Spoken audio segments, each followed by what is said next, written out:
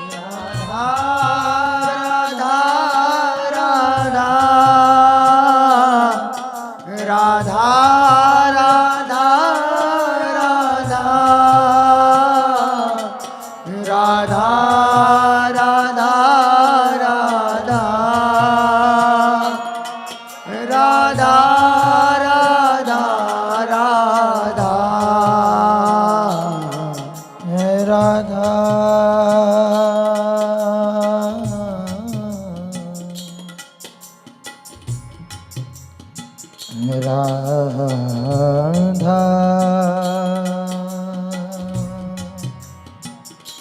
राधा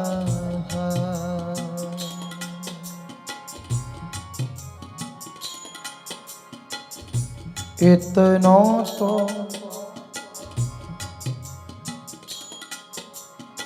कबहू हसीने हो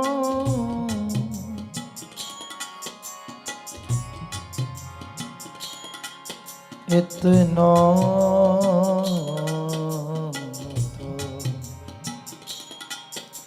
कबहू हसीने हो सुनहु कृपालु किशोरी राधे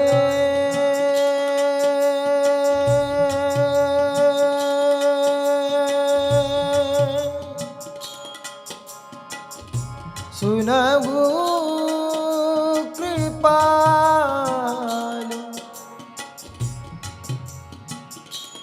किशोरी राधे राधे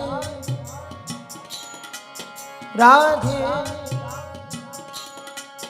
राधे राधे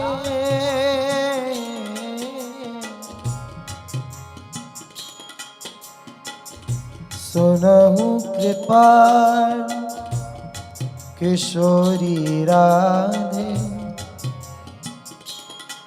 अवसी कृपा की कोल चिते हो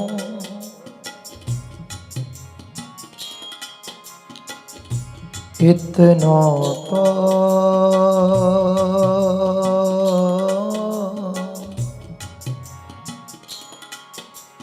कबहू हंसी दे हो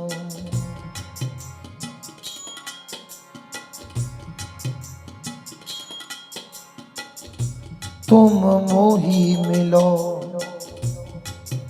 मिलो ना कृपा निधि मोको ढूंढत तो भट